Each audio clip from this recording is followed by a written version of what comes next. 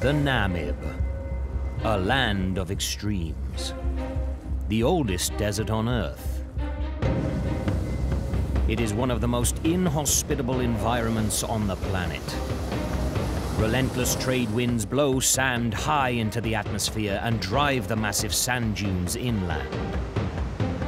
The region's first inhabitants called it the land that God made in anger. Portuguese sailors nicknamed it the Gates of Hell. The sun-bleached skeletons of dead animals and the rusting remains of countless shipwrecks are a testament to its harshness. Survival here is a talent. Only the strongest and the best adapted are capable of it.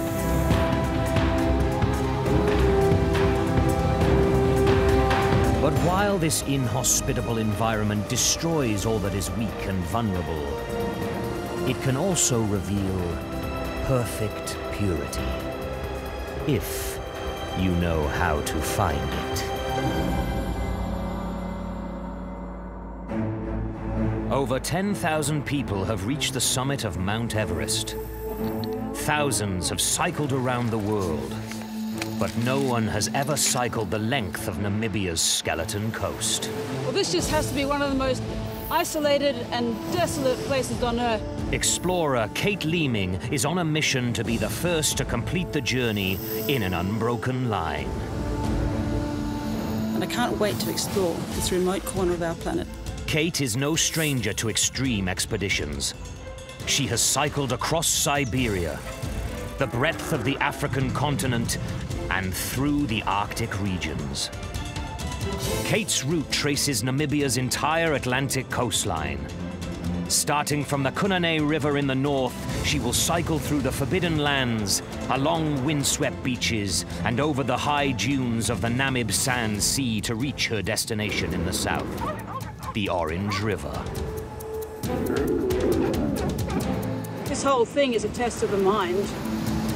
Quite incredible. There's bones everywhere. No wonder it's called the Skeleton Coast. From remote and punishing terrain. Skeleton Coast will take me too. I'm suddenly feeling a bit nervous.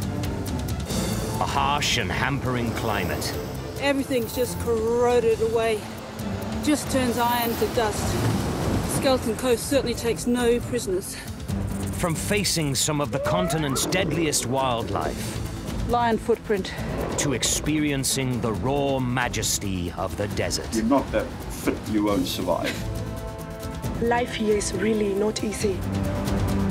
This ambitious 1,000-mile journey down the spine of the Skeleton Coast will push Kate's mind and body beyond anything she has ever experienced before. My body, my legs especially, more and more tired. It's all about energy management.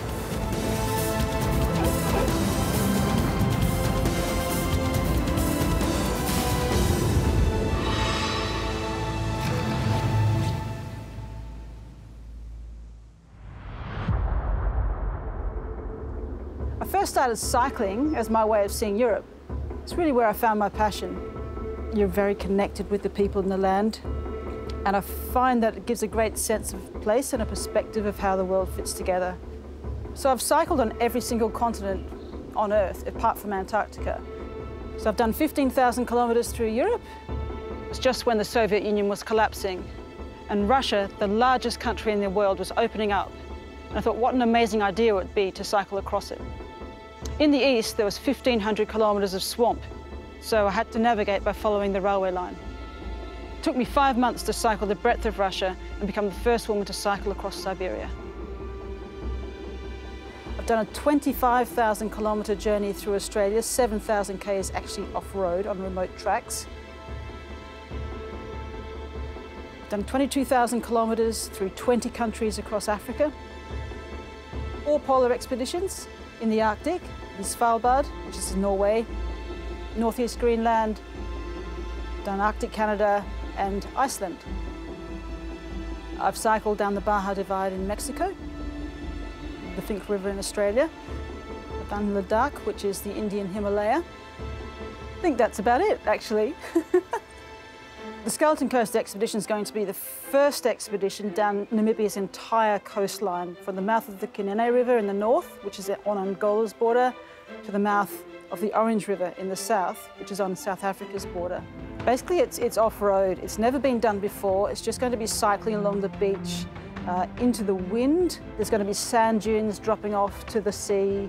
So it's going to be a real challenge. No one's ever done this. We don't even know exactly how far it is because no one's really driven it in its entirety. But we think the Skeleton Coast is about 1,600 kilometres.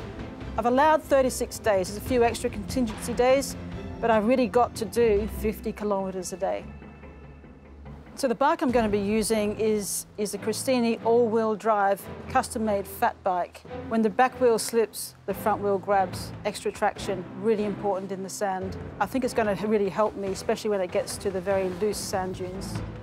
The route's going to be very, very challenging. In the north, it's just wild, like open sand, ocean, no roads at all. That's going to be a real struggle, I think. We know that there are desert lions there, these specially adapted desert lions. Jimmy, who's been helping us, is trying to work out how we're going to get through that bit, because obviously I don't want to be taken by a lion. And then the final part, it's a forbidden diamond mining area, and it's been closed for more than 100 years. It's 300 kilometres, and I'm working really hard to try and get support to get through the Spurgebiet. So mentally, this journey is going to be as tough as it gets. If we pull this off, it's going to be amazing. Yeah, I'm really looking forward to the challenge.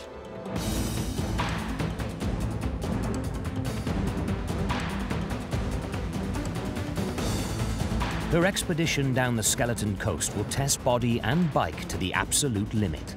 Riding 32 miles a day on soft sand with a fat bike is a cyclist's marathon, and Kate has to do it for 8 hours, day after day.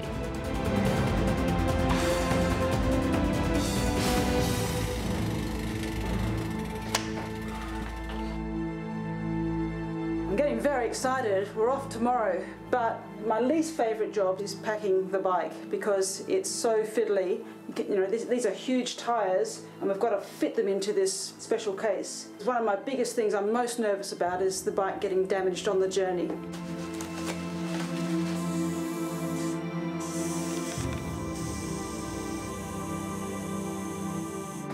We won't get to Namibia if we don't get this tyre in. Done. Easy. There we have. Bike ready to go.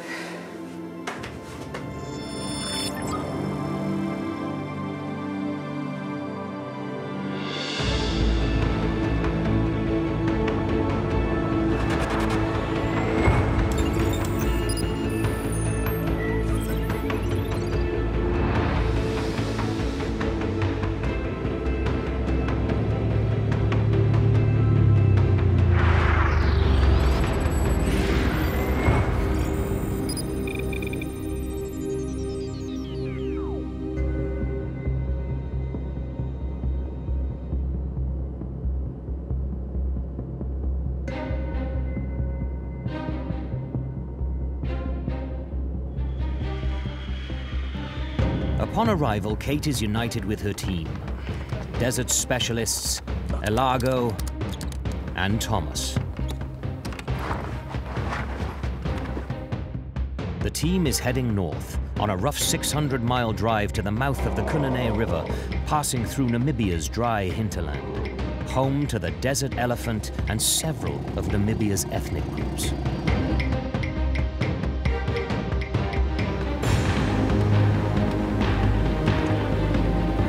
Namibia is one of the least densely populated countries in the world, and the expedition team is traveling to the country's most far-flung corner.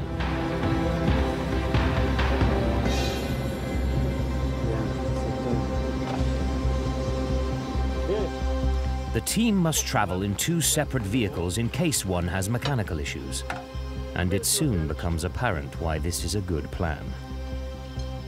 This is not the start to the journey Kate had hoped for. In the meantime, some locals verse Kate in traditional Himba culture. Moro, We can go.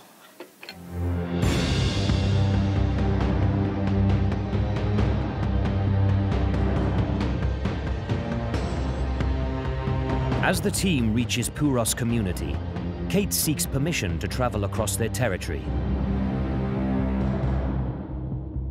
Permission granted, and the team gets a traditional send-off by the Herero women.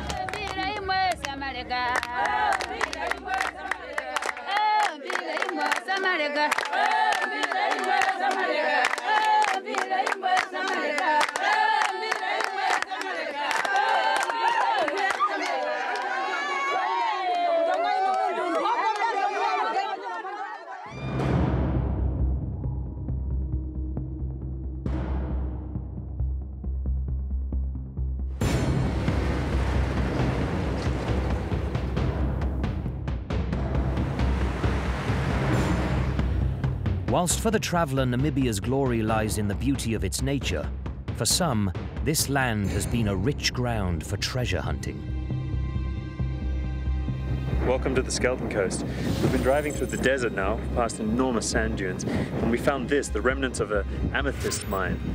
This is the township that they would have lived in. These igloo shelters are designed to repel the constant gale force winds. They were built to accommodate amethyst prospectors in this harsh environment. For millennia, this design was tested by the region's first hunter-gatherer inhabitants. The team continues north through the remote Kunene region, named after the Kunene River that forms the border with Angola. The Skeleton Coast is a protected area where access to visitors is limited.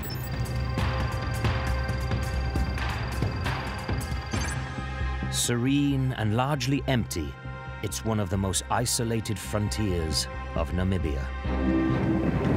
Okay, the cars are gonna go down to here, down this sand dune, into camp. Whew, yeah! This is gonna be something serious. They're gonna come down here, down that slope. Okay, here they come. Driving down these slopes is certainly not for the faint-hearted.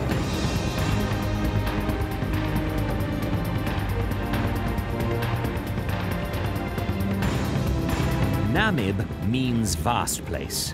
The 55-million-year-old desert stretches more than 1,200 miles from southern Angola, along Namibia's entire coastline, all the way to South Africa.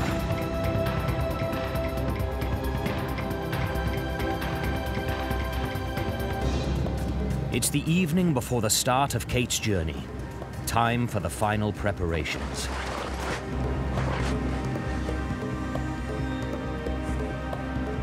If you just lower it carefully, because that's it. Okay. Perfect. Thank you.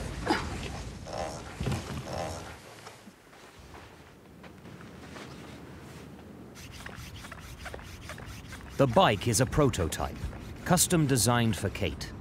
The 12-centimeter wide tires give extra traction on soft surfaces. So we're on 9 psi right now. But tomorrow I'm going to start it on about 7.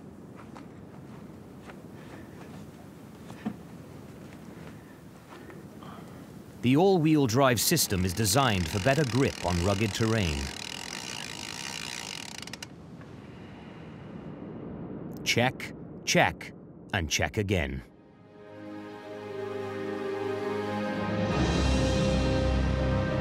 Sleep is last on the list.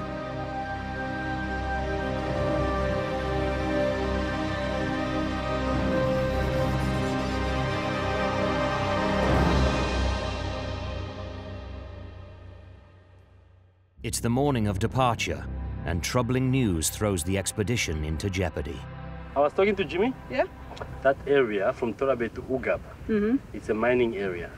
It's owned by a company. You know, it's strictly, we're not allowed to cycle in there.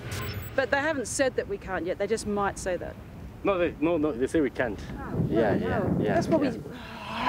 Yeah. Unfortunately, they said we can't cycle around there. It just destroys everything. really. The news threatens Kate's extraordinary quest to cycle the entire coast in an unbroken line. Despite the setback, she decides to start as planned and deal with obstacles one at a time. She is no stranger to facing problems head-on. This morning I'm feeling really excited because we've been building up for this for about 6 months, but there's been all sorts of obstacles to get through, especially with getting the right permits to go through certain places. Been lots of tension, but we're here, so there's nothing much more to do other than just cycle. And yeah, I'm very, very excited.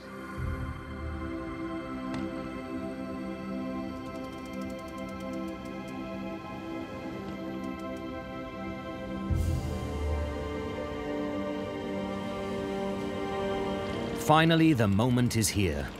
It's such a relief to start the journey after months of preparation.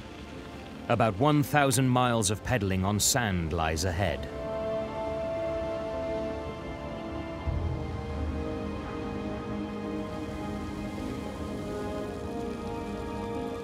Filled with anticipation, Kate is eager to bring a line on the map to life and explore this deserted yet wondrous corner of our planet. Excitement is not the only feeling that Kate is dealing with. There are doubts too. The expedition will be treacherous.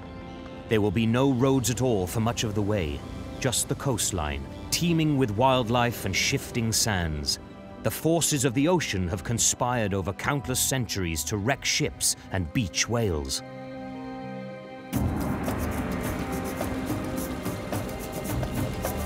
As Kate heads south on her journey, she is exposed to the elements and the unknown.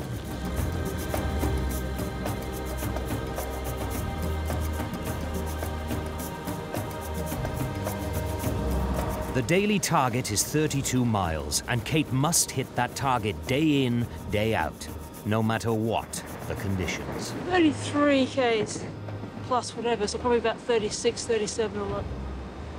I want to get to the minimum. Because we have to. We can't not do that. Yeah, you're right, yeah. Because even if you drop back, say if I didn't do any more today, suddenly that's another 15 I have to find from somewhere else, and then that suddenly gets hard to make up. It doesn't seem much, but this isn't normal. So.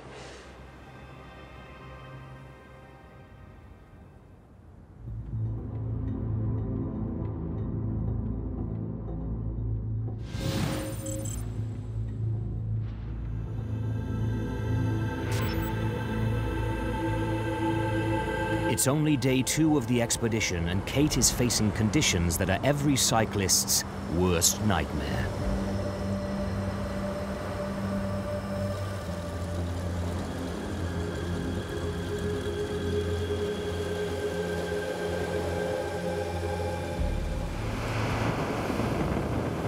Yeah, it's worse. Much worse. The wind. Well, it's just way more severe today, I'm pretty sure. So, I'm just trying to turn the pedals. That's an hour and 50 minutes for 10 Ks. And I haven't stopped. Well, so I'd have to go for 10 hours to make 50 Ks at this pace. So, we just take it as it comes.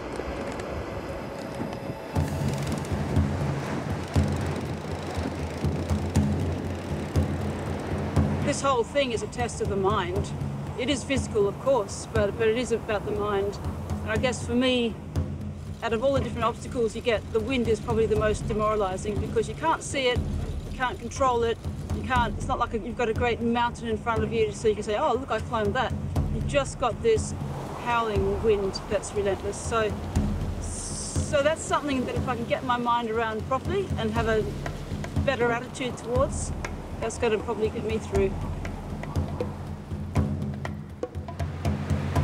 So we try and do, maybe if I keep trying to do like an hour, small bits, and then just have a 2-minute break. So that's kind of helpful mentally. So. Kate is no stranger to facing adversity. Years of expeditions cycling in the toughest conditions have taught her how to deal with difficult situations. The keys to progress are to stay on the saddle and break down big challenges. On sand, every pedal stroke requires her full focus. The terrain may appear monotonous, but up close, Kate constantly notices subtle features, and objects ahead become small goals. A rock, a piece of driftwood, or a divot in the sand. Occasionally, the objects even move.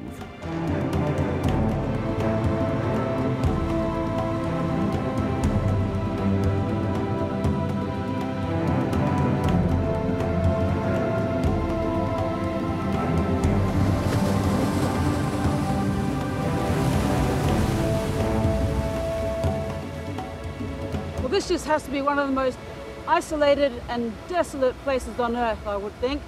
The Skeleton Coast. The sea out there is just boiling away. Imagine being shipwrecked here. There would be no help anywhere. Like, where would you go? There's no water, there's no food, nothing. And that's kind of what happened right here. This is the Dunedin Star, or what's left of it. When the Dunedin Star struck an uncharted reef just off the coast on November 1942, 63 of its passengers made the safety of the beach, only to find a land with no food or drinkable water. We knew the Dunedin Star was at this point, but there's just nothing left of it. It was such a corrosive environment that the whole frigate has just dissolved, being sort of rusted back into nature.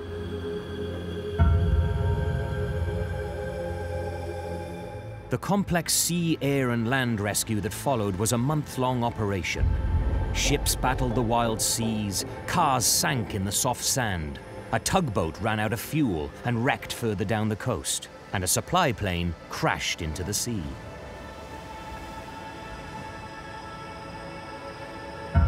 So this is where the survivors came, and they built this shelter. There's absolutely nothing on the coast, so some planes actually flew overhead, and they dropped some crates and some food for them to keep them going while they effected the rescue. It took about 30 days, and finally everyone was rescued. 2 people lost their lives on the tug, and it was just one of the most incredible rescues in history, I would have thought. The Dunedin Star's demise is a haunting reminder of the dangers that constantly threaten to expose a weakness, a moment of inattention, or a poor decision.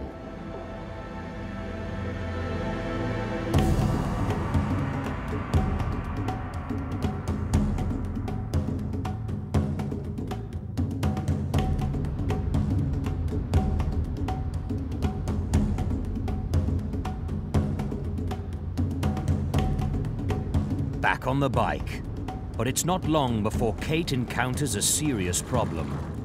The expedition could be all over, as Kate's principal piece of equipment may be broken.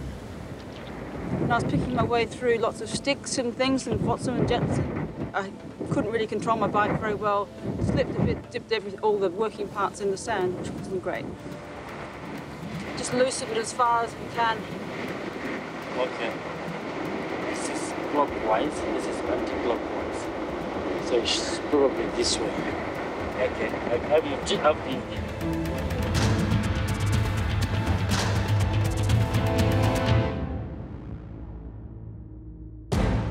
Next time, Kate enters lion country. There are lions just nearby.